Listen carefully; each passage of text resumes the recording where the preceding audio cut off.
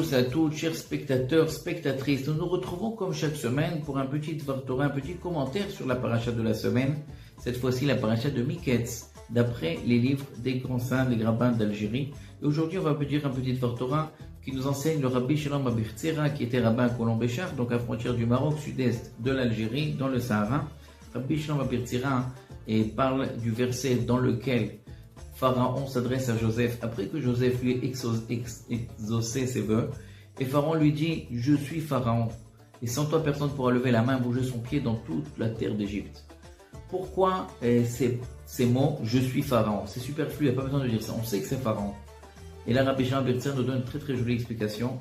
D'après le Talmud, dans le traité de Sota, le Talmud nous enseigne que lorsque Pharaon a voulu donner à Joseph le pouvoir d'être vice-roi, tous les conseillers et les astrologues de Pharaon qui étaient présents dans la salle se sont révoltés. On dit: comment ça se fait? Comment tu veux donner un esclave qu'on a acheté à 20 pièces d'argent, tu veux lui donner des pouvoirs qui va nous commander? Et Pharaon il a dit: mais j'ai vu qu'il est très intelligent, j'ai vu qu'il est digne de la royauté. Ils lui ont dit: ouais, mais il y a des règles, il y a des lois. D'après la loi en Égypte, celui qui devait être vice-roi, il devait savoir au moins 70 langues. Est-ce qu'il connaît 70 langues?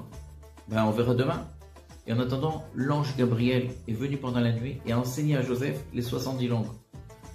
Et donc le lendemain, Pharaon a parlé avec Joseph dans toutes les langues. Il a vu qu'il connaissait toutes les 70 langues, mais il s'est avéré que Joseph connaît aussi l'hébreu, que Pharaon ne connaissait pas. Pharaon ne connaissait pas l'hébreu, puisque c'était très peu de gens qui parlaient l'hébreu. C'était juste 70 personnes à l'époque, les enfants de Jacob. Donc, comment ça se fait? Joseph il connaît plus de langues que Pharaon. C'était une humiliation pour Pharaon. Ça pouvait lui coûter son trône. Et Pharaon a fait jurer Joseph qu'il ne raconte à personne ce secret, que Joseph connaît une langue que Pharaon ne connaissait pas. Rabbi Shalom Abirtzera nous dit que Joseph a essayé de lui apprendre l'hébreu, mais Pharaon, c'était dur pour lui d'apprendre l'hébreu, puisque une 71e langue, c'était très compliqué. Donc il a laissé tomber, il a fait jurer Joseph. Et donc c'est ça qu'il a voulu nous allusionner dans ce verset. Je suis Pharaon, Ani Paro. Tout le temps que je serai Pharaon, que tu ne dirais pas mon secret aux gens, ce qui pourrait me coûter mon trône. Je resterai le roi, le Pharaon, alors personne ne pourra lever sa main et son pied en Égypte. Moi aussi, je vais être reconnaissant envers toi, et je vais faire que c'est toi qui vas tout décider.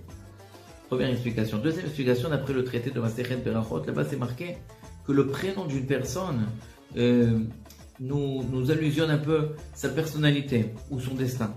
Et donc là, Paro, si on prend le prénom Paro, en hébreu, ça peut être aussi les racines du mot Piraon.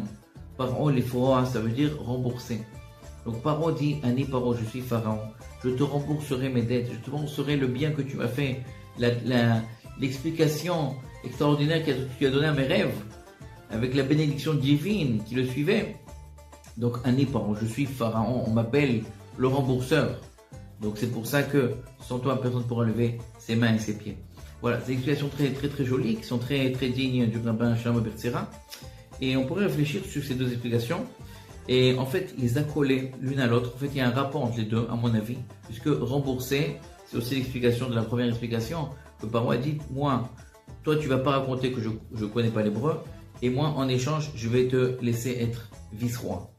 Donc c'est un échange comme ça très joli, donc chacun complète l'autre. Ça peut nous enseigner aussi beaucoup comment faire la paix les uns entre les autres, qu'on est tellement différents, mais des fois cette différence-là fait qu'on peut coopérer. Donc chacun il amène les trucs dans lesquels il est bon, et c'est comme ça qu'on fait le Shalom Bayit, donc la paix même dans les couples.